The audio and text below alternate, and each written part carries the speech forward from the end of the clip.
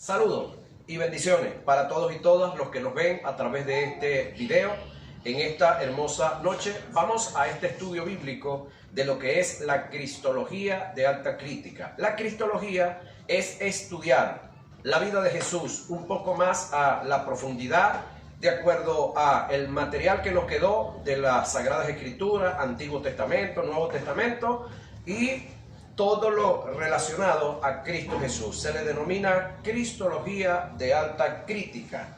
La base bíblica que tenemos acá es el Salmo 22, 1 al 22. Dice el texto, me llama mucho la atención estas expresiones, aunque las hace el salmista, como si fuera él el que estuviera padeciendo. No es el salmista, es la vida de Jesús que acá se está reflejando, está siendo presentada como lo que se conoce profecía. Proféticamente se está diciendo antes del acontecimiento, antes del suceso, lo que va a suceder con Jesús. Ahora mira lo que dice el texto.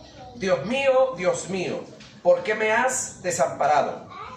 ¿Por qué estás tan lejos de mi salvación y de las palabras de mi clamor? Dios mío, clamo de día y no responde, y de noche y no hay para mí reposo, pero tú eres santo.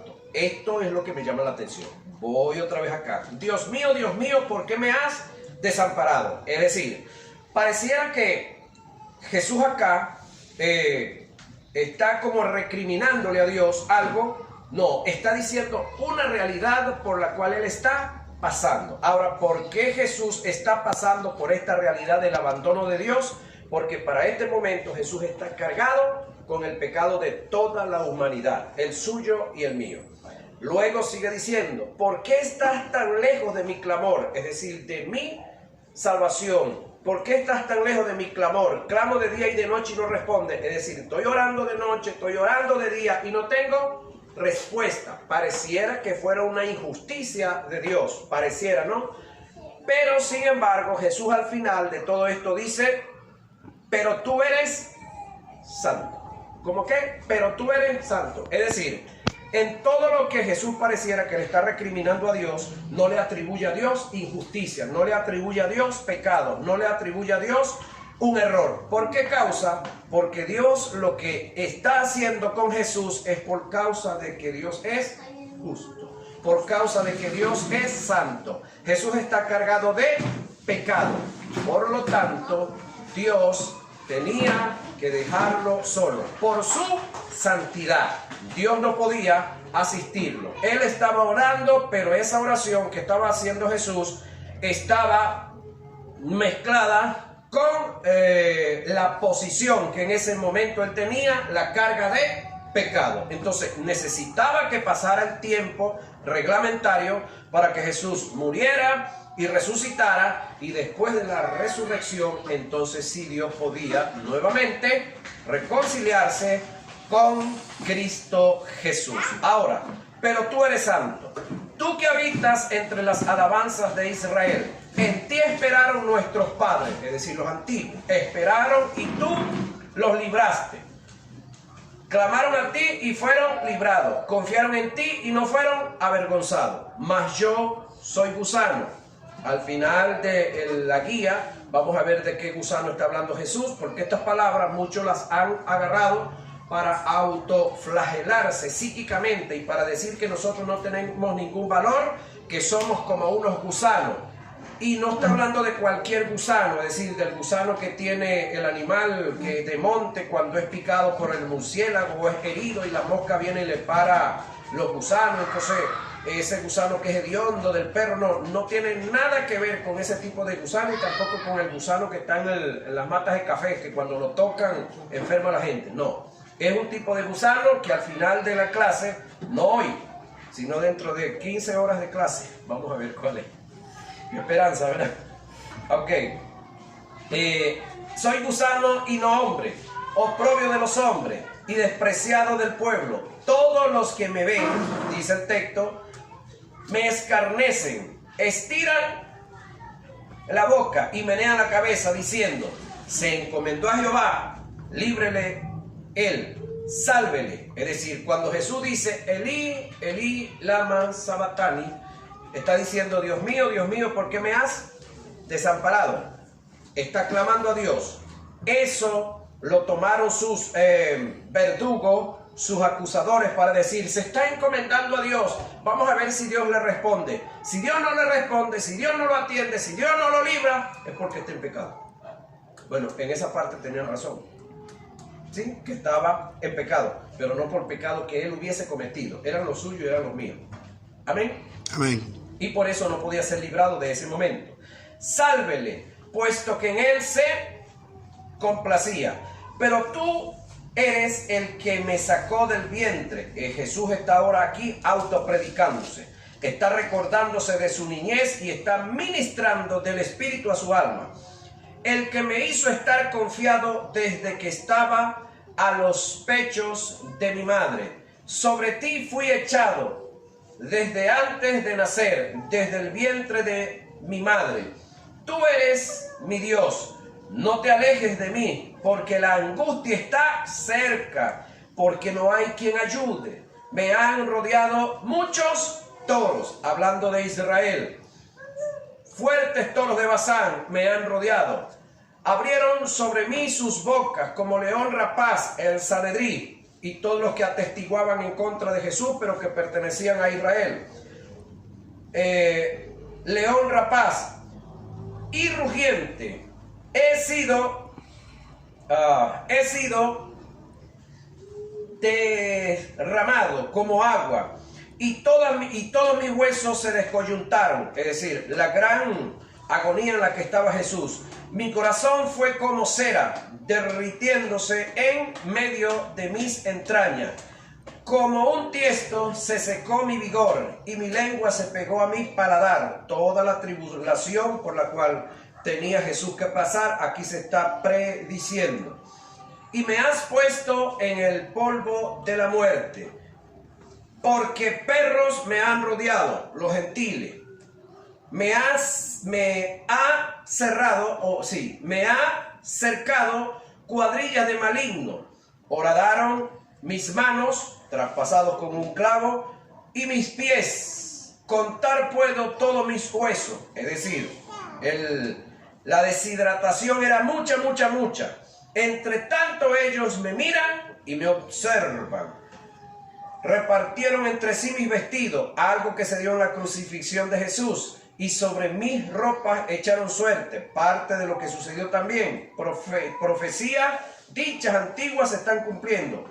Mas tú, Jehová, no te alejes, fortaleza mía, apresúrate a socorrerme. Libra de la espada mi alma, del poder del perro mi vida. Sálvame de la boca del león y líbrame de los cuernos de los búfalos. Anunciaré tu nombre a mis hermanos. En medio de la congregación te alabaré. Termina el Salmo 22, 1 al 22. De esta manera, expresando parte del gran padecimiento que, valga la redundancia, padeció Jesús en la cruz por cada uno de nosotros. Y todo ese gran padecimiento, pues Dios no estaba pecando al pasar a Jesús por esa etapa de la vida, ya que Jesús pasa por esa etapa de la vida por causa de la carga que estaba sobre él. ¿Cuál era la carga que estaba sobre él? El pecado suyo y el mío. Entonces, ese sufrimiento, ese padecimiento por el cual estaba pasando Jesús, ¿lo merecía quién? Nosotros, no él. Pero él, por amor a usted y por amor a mí, lo asume él. Entonces, creo que debemos de honrar y glorificarlo como nuestro Redentor, como nuestro Salvador, como nuestro Mesías, como nuestro gran vicario. ¿Qué es un vicario? Lo opuesto a un sicario. ¿Qué hace un sicario? ¡Pum, pum! Quita la vida. ¿Qué hace el vicario? Da su vida en lugar de nosotros. ¿Sí? Ok, entonces, sigue, esto es Antiguo Testamento. Vamos al Nuevo ahora. Filipenses 2, 5 y 11. Haya pues en vosotros este sentir que hubo también en Cristo Jesús, el cual siendo en forma de Dios, no estimó ser igual a Dios como cosa a que aferrarse, sino que se despojó a sí mismo, tomando forma de siervo. Dice en esta versión, leíamos ayer en una versión que dice tomando forma de esclavo. ¿Se recuerdan? Hecho semejante a los hombres, y estando en la condición de hombre, se humilló a sí mismo, haciéndose obediente hasta la muerte y muerte de cruz, por lo cual Dios también lo exaltó hasta lo sumo, y le dio un nombre que es sobre todo nombre, para que en el nombre de Jesús se doble toda rodilla de lo que está en los cielos y en la tierra y debajo de la tierra, y toda lengua confiese que Jesús es el Señor, para gloria del Dios Padre. Amén. Tratar el tema de la persona de Cristo es controversial, hasta el punto que podemos compartir una conversación con cualquier tipo de secta religiosa o religión concerniente a Dios Padre, y estaremos de acuerdo, pero nunca concordamos cuando se relaciona al Theanthropos, Dios hombre, en la persona de Jesucristo. Él es la piedra del ángulo y a su vez es la piedra de tropiezo. En la historia de la iglesia siempre ha estado presente explícita o implícitamente la pregunta que el mismo Jesús dirigió a sus discípulos. ¿Cuál es esa pregunta? ¿Quién dicen los hombres que soy yo? Ya va. ¿Por qué Jesús determina hacerle esta pregunta a sus discípulos? Creo que había cierta importancia para él el saber qué estaban diciendo la gente por ahí que era él. ¿Se recuerdan? Eso está en Mateo 16:16. ¿Qué dicen los hombres que soy yo? Los discípulos le refirieron varias respuestas. Unos, Elías, porque el ministerio de Jesús tenía muchos rasgos sobre la vida de Elías. Otros, Juan el Bautista, que ha resucitado de entre los muertos, o alguno de los demás profetas que ha venido. Esa fue la respuesta que le dieron de lo que decían por allá, de lo que le comentaban a ellos. Y ahora viene la pregunta certera. ¿Y quién dicen ustedes que soy yo? ¿Quién dicen ustedes que soy yo? ¿Sí? Ok. ¿Y vosotros quién decís que soy yo? La respuesta de Pedro, ¿se recuerdan cuál fue? Tú eres el Cristo, el Hijo del Dios viviente. ¿Se recuerdan? Y usted me dirá, pastor, es que yo no estaba allá. Yo tampoco, pero lo leí en la Biblia. ¿Sí? Ok. Esta pregunta sigue resonando en nuestra historia por el poco conocimiento que tiene la iglesia de la persona de Jesús. Resulta paradójico que una iglesia que profesa ser cristiana y que fue llamada a testiguar de la persona de Jesús no conozca de Jesús como debiera conocerlo. Cuando interrogas a un cristiano sobre qué es la cristología, no sabe dar una definición del término como puede un creyente seguir los pasos de Jesús, el Cristo, y ser testigo de él si ni siquiera sabe quién es como persona.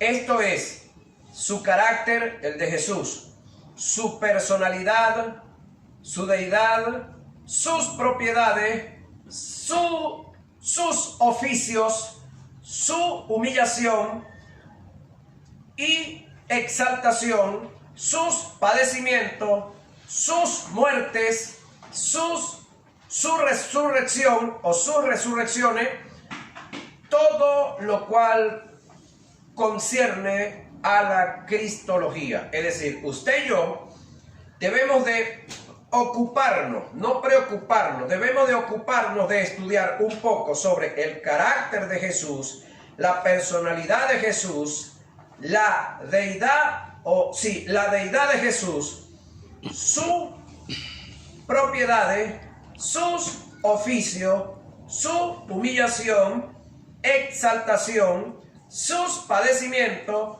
sus muertes y sus resurrecciones, que de paso le digo, varias de ellas y varios de estas áreas de las que están en Cristo están en nosotros como su cuerpo, como su iglesia. ¿Alguien puede decir algo? Amén. Ahora, entienda esto. ¿Tiene Jesús un carácter? Sí, ese carácter usted debe de conocerlo para imitarlo. Pablo dijo un día por allá, sé imitadores de mí como yo de Pedro. ¿Así fue que dijo? ¿Cómo fue que dijo? Sé imitadores de mí como yo de Moisés. No. Sé imitadores de mí como yo de David. Tampoco. Sé imitadores de mí como yo de Sansón, el hombre fuerte. No. Sé imitadores de mí como yo de Cristo. ¿Sí? Ok. Entonces, usted y yo, ¿será que podemos decir lo mismo que dijo Pablo? Sé imitadores de mí como yo del pastor Isidro. Ok. Eso es carácter. Personalidad. ¿Su personalidad se parece a Cristo? La deidad de Cristo, esto sí es imposible que usted y yo lo alcancemos. Las propiedades de Cristo, sí, varias de ellas las podemos alcanzar nosotros. Los oficios de Jesús, bueno, algunos pueden ser alcanzados por nosotros. La humillación de Cristo, puede que pasemos por algunas de ellas, pero no al nivel que pasó Cristo nunca. La exaltación de Cristo, Cristo a nosotros sí, hasta cierto punto nos ha exaltado. Lo que pasa es que no entendemos eso todavía, porque no sabemos qué es exaltación. Los padecimientos de Cristo, sí, por alguna circunstancia estamos pasando varios padecimientos de Cristo, pero nunca al nivel que Cristo los padeció, ni por la causa que Cristo los padeció.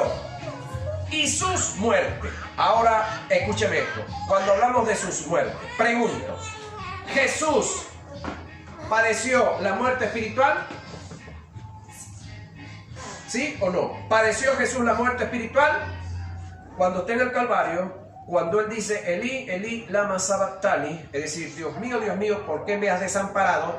¿Qué estaba diciendo? Que el Dios que es vida lo había dejado solo. Y si estaba solo, Dios se había separado de Él espiritualmente. ¿Como estaba Jesús? Muerto. Por lo tanto, sí experimentó Jesús la muerte espiritual. Usted y yo también la hemos experimentado. Amén. Luego de su muerte, entonces viene la resurrección. ¿Jesús experimentó la resurrección espiritual? Sí. Amén. ¿Usted ya experimentó la resurrección espiritual? También. ¿Jesús experimentó la resurrección física? Sí, esa sí no la hemos experimentado nosotros. Y aspiramos no. Yo en lo personal aspiro no experimentarla. Porque mi objetivo es llegar con vida hasta que Cristo venga a levantarme como iglesia y ser transformado. No necesariamente ir a la muerte es física como tal, porque ya la espiritual fue vencida por Cristo Jesús, me la entregó totalmente gratis y la estamos disfrutando. Ahora, su resurrección, sí, ya nosotros pasamos por la muerte, por una de las muertes, la espiritual, la física no, y ya también hemos pasado por la resurrección espiritual. Ahora, mira esto, oigan esto que viene. Cristo Jesús, una vez que es resucitado espiritualmente y una vez que es resucitado físicamente, ¿puede volver a morir espiritualmente Cristo? Pregunta que debemos de hacerlo. ¿Cristo puede otra vez volver a morir? No. Espiritualmente, no. Físicamente, menos. ¿Por qué razón? ¿Qué fue lo que mató a Jesús? El pecado. Jesús con su muerte y su resurrección destruyó, acabó, aniquiló, pulverizó, extirpó el pecado. Es decir, el pecado para efecto de Cristo, para efecto de Dios, no existe. Fue lo que le dio derecho a Dios para separarse de Jesús. Por lo tanto, no hay nada ahora en este tiempo que le dé derecho a Dios para abandonar a Jesús. No hay nada que le dé derecho a la muerte espiritual y menos a la física para volver otra vez a apresar a Jesús. Ahora, Si Jesús ya ahora es eternamente inmortal, hablando de lo espiritual, usted y yo, que ya estamos en Cristo, que ya somos nueva criatura, que hemos sido transformados por Él, en nosotros la misma naturaleza espiritual que se colocó en Jesús, en nuestro espíritu, ya es una realidad. Pregunto, ¿usted y yo espiritualmente podemos morir? Tampoco. Entonces, la misma posición que tiene Cristo en el espíritu la tenemos nosotros. En el área física sí no, y en el área psíquica tampoco. Ahora, todo lo cual concierne a la cristología, todo esto debemos de conocerlo en Cristo, porque gran parte de todas estas cosas están en nosotros, y las que no están nos han dado grandes beneficios. En este estudio trataremos de conocer lo más que nos sea posible a la persona de Cristo Jesús, para así poder tener el mayor fundamento doctrinal en la fe que profesamos en Él y por Él. Ahora, la primera profecía, bíblicamente hablando, acerca de Jesús. Hay más de 330 profecías del Antiguo Testamento, por supuesto, que hablan de la vida de Jesús, su nacimiento, muerte, resurrección, su venta, su ministerio, todo concernente a Jesús fue hablado. Ahora, la primera profecía, ¿dónde está? ¿En qué libro de la Biblia está? En su gran mayoría, los cristianos no saben cuál es la primera profecía bíblica hablando de Jesús. Y algunos que la saben no entienden la connotación total de la profecía. Para los que no la saben, y para los que la saben se la recuerdo, Génesis 3:15. ¿Sí? Y pondré enemistad entre ti, está hablando Dios con la serpiente, con el diablo, y pondré enemistad entre ti y la mujer, entre tu simiente, lo que el diablo acaba de introducir sobre el hombre en la tierra, y la simiente de ella. El término la simiente de ella está hablando de la simiente de la mujer, y ahí esa es la primera profecía acerca de Jesús. Ahora, luego dice, Él te aplastará la cabeza, hablando de Jesús. ¿A quién? A la serpiente. Y tú le herirás en el calcañar. Esos dos detallitos. El que la serpiente hiriera a Jesús en el calcañar, ¿ya se cumplió eso? Sí. Ahora el otro, el que le antecede, el que Jesús le aplastaría la cabeza a la serpiente, ¿también se cumplió? También se cumplió. Ya esa profecía tiene total cumplimiento. Es decir, Cristo Jesús con su venida y con su accionar le quitó las dos armas con las que el diablo contaba para tener a la humanidad sometida. Uno, el pecado de la incredulidad que produjo las muertes, la espiritual y la física. Entonces, esas dos armas, el pecado y las muertes, Jesús se las destruyó. Porque de la única forma que Jesús haya resucitado es que venció el pecado y para luego vencer las muertes, tanto la espiritual como la física. Entonces esas dos armas están destruidas, aniquiladas. Eso, la base bíblica para eso está en 1 de Juan, capítulo 3, verso 8. Y el diablo hirió a Jesús en la carne, sí. Hablando desde el punto de vista físico, ¿quién mató a Jesús en la cruz? Desde el punto de vista espiritual, hablando. El producto que el diablo produjo, valga la redundancia, el pecado. Y como el pecado es el elemento que le da derecho a la muerte para matar a Jesús, entonces el autor del pecado, ¿quién es? El diablo. Entonces, ¿quién mató a Jesús en la cruz? El diablo. Tú le herirás en el calcañar. Pero muriendo Jesús, muere el pecado. Y muriendo el pecado, se fregó la muerte. O la muerte la muerte. Porque al diablo no le queda más arma, no le queda más nada. ¿Con qué? Entonces, dañar a la humanidad y en este caso tener derecho sobre Jesús. Entonces, una vez que el pecado es destruido, aniquilado, pulverizado, extirpado, entonces el diablo quedó vencido. Quedó bajo los pies de Jesús.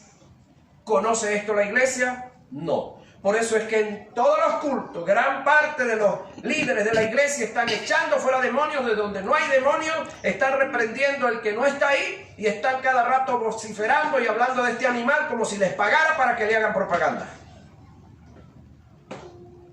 Es del que menos debemos de hablar. ¿Sí? ¿De quién debemos de hablar? Del victorioso que se llama Jesús. Pregunto, usted va a un juego de cualquier deporte. En un partido de deporte, de esos que tiene que haber un ganador y un perdedor, el ganador el ganador ganó y el derrotado queda derrotado. ¿Quién se lleva la gloria? ¿El perdedor o el ganador? ¿De quién hay que hablar? ¿A quién hay que difundir? ¿A quién es el que van a subir al podio? ¿A quién es que le van a colocar la medalla? ¿A quién es que le van a entregar el trofeo? ¿Al derrotado o al vencedor? Si Cristo es el vencedor, ¿de quién debemos de hablar? Si Cristo es el victorioso, ¿cuál debe ser las grandes y las muchas expresiones en nuestros labios del vencedor que es Jesús? Ahora, cristología, concepto, rama de la teología que trata de la persona de Cristo, dado que la cristología busca comprender la obra salvadora de Cristo mediante la explicación de la persona de Jesús. El término está compuesto de dos frases del griego: Cristo ungido y logía estudio. En síntesis, la cristología es la ciencia que se encarga de estudiar todo lo relacionado con Cristo en la persona de Jesús. Porque el término Jesús es Salvador y Cristo es ungido. Entonces, cuando decimos Cristo, Jesús, estamos diciendo el ungido Salvador. Cuando decimos Jesús, Cristo, estamos diciendo el Salvador ungido. ¿Sí? Ahora, lo más tremendo del caso es esto. Jesús fue ungido por el Espíritu Santo. ¿Sí? Y eso es lo que le da a él la posición de Cristo. Amén. Entonces, todos los que hemos sido ungidos por el Espíritu Santo, ¿somos Cristo, sí o no?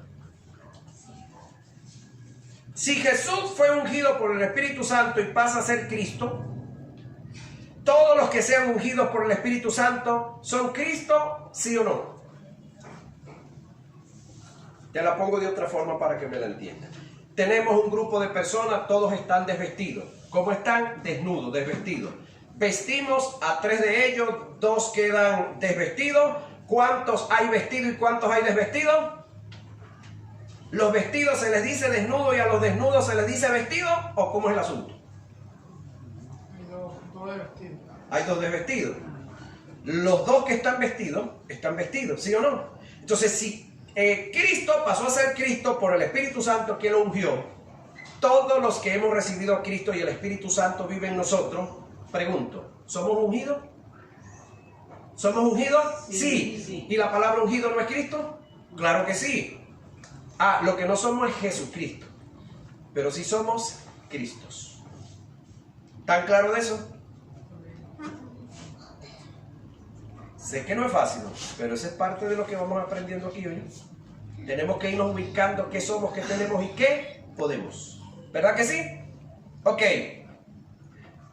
Preexistencia de Jesús el Cristo. Algo que por años se ha enseñado y nos han hablado acerca de la preexistencia de Jesús. ¿Qué es preexistencia? Es existir desde tiempos atrás. ¿Será que eso es real? ¿Será que eso es cierto como tal?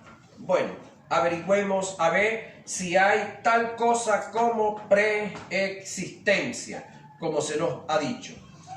Para entender con precisión el tema de la supuesta preexistencia en Jesús, no debemos confundir la preexistencia con la presciencia. Son dos cosas diferentes, preexistencia y presciencia, ¿sí? Y no debemos confundir la preexistencia con la prognosis o la presciencia de Dios. A continuación haremos un breve estudio etimológico de los términos antes mencionados.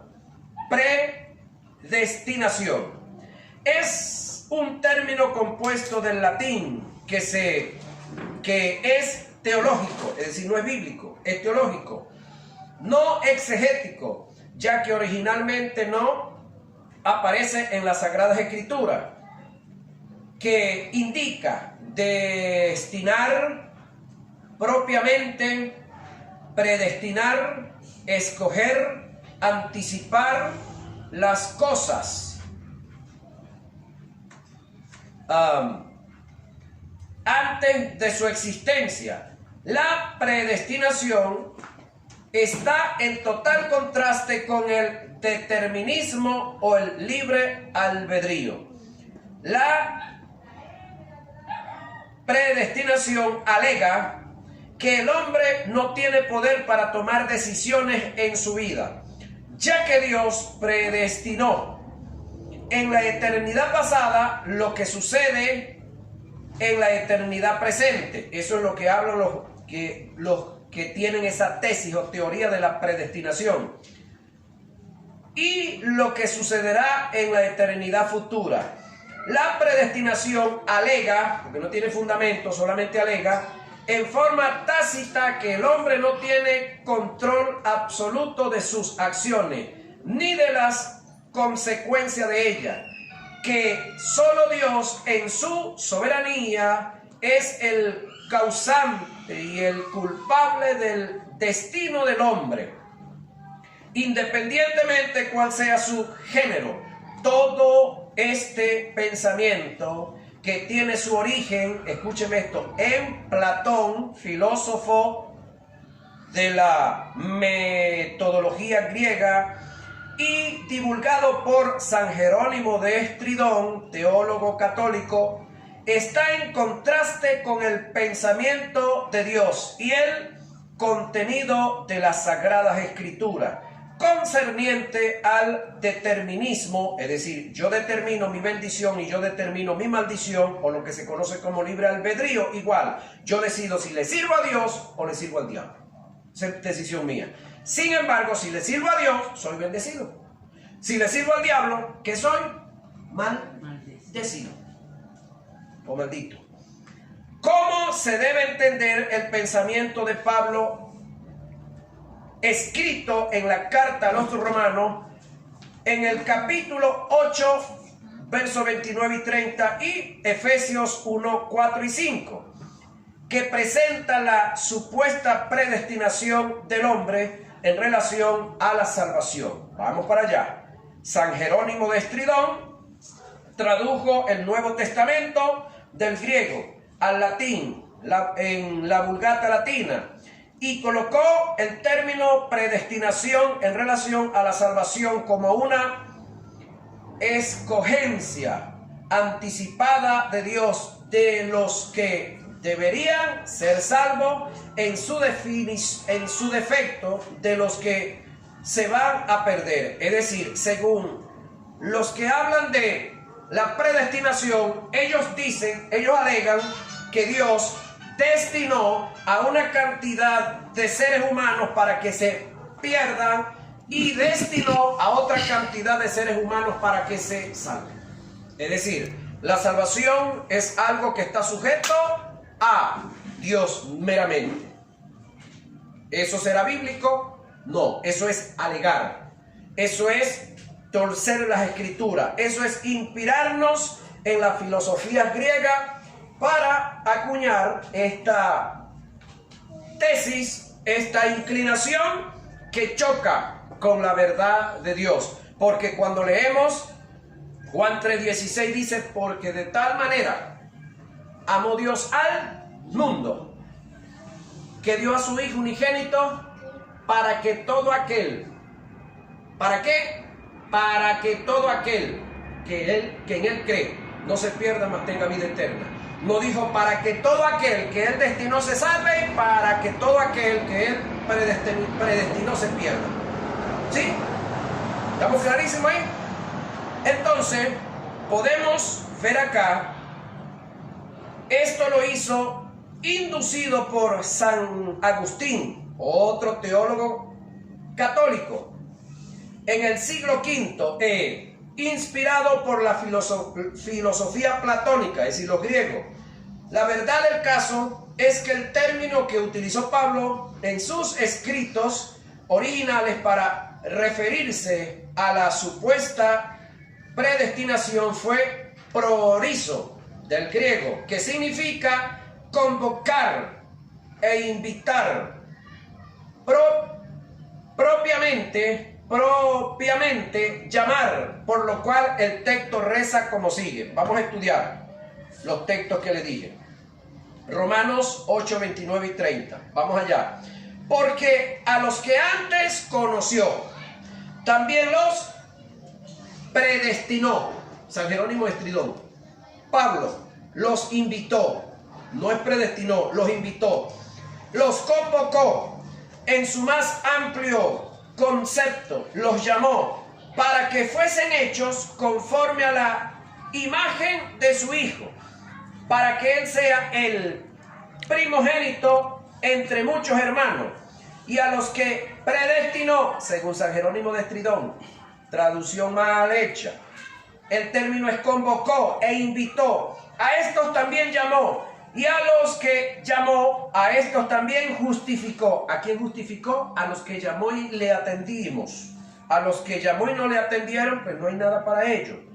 Y a los que justificó, a estos también glorificó. Ve el detalle. Es decir, Cristo fue glorificado por su Padre. Amén. Cristo fue glorificado por su Padre. Amén. Bueno, aquí acabamos de leer un texto bíblico que dice que a los que Él convocó, y yo le añado, los que atendimos y recibimos su salvación, su libertad, Él también nos justificó. Y no solamente nos justificó, sino que nos glorificó. ¿Por qué nos glorificó? Porque Cristo Jesús es la cabeza de la iglesia. Amén. ¿Qué somos nosotros? El cuerpo. Hasta en estos días me preocupaba una expresión que me causaba cierta repugnancia. Voy a confesar mis pecados aquí. La gente dice por ahí, es que Israel es el pueblo de Dios, Israel es el pueblo de Dios. Y eso a mí me repugnaba porque yo sé los grandes daños que Israel, no todos, pero gran parte de ellos están haciendo en todas partes del mundo y allá en el Medio Oriente. Ahora, eso me repugnaba a mí hasta que entendí esto. Ok, Israel es el pueblo de Dios, sí, no tengo problema, porque yo entendí ahora que yo soy el cuerpo de Cristo. Soy parte del cuerpo de Dios. Entonces, Israel es el pueblo de Dios, sí, no hay problema. Escuché un predicador que un día le llegaron un grupo de esos amigos que andan por ahí que se hacen llamar testigos de Jehová, y llegaron y le tocaron la puerta y le dijeron, cuando él saluda, le dicen, nosotros somos testigos de Jehová. Y él les dijo, muy chévere, muy chévere. Yo soy hermano de Jesucristo, yo soy hermano de Jesucristo, yo soy hijo de Jehová. Ustedes son testigos, yo soy hijo de él. Wow, ¿no es posición eso? Ok, vamos cerrando con esto. Bendito sea el Dios y Padre de nuestro Señor Jesucristo, quien nos ha bendecido en Cristo con toda bendición. ¿Con qué? Con toda bendición espiritual en los lugares celestiales. Asimismo nos escogió, es decir, nos conoció y nos vio en Él, en su eterno conocimiento, en su eterno propósito, desde antes de la fundación del mundo, para que fuésemos santos. ¿Para qué nos llamó? Para que fuésemos santos y sin mancha delante de Él, relativo a la justicia. En amor nos perdonó, nos llamó, nos convocó, nos hizo la invitación por medio de Jesucristo para adopción como hijo suyo, según el beneplácito de su voluntad. Efesios 1, 4 y 5. Ahora que somos hijos suyos. Entonces, Ok, que Israel sea el pueblo de Dios, ya eso no me quita el sueño. Y que los otros digan que son testigos de Jehová, eso no me quita el sueño. Porque Jesucristo es mi hermano mayor y yo soy hijo de Jehová. ¿Quién está mejor ubicado?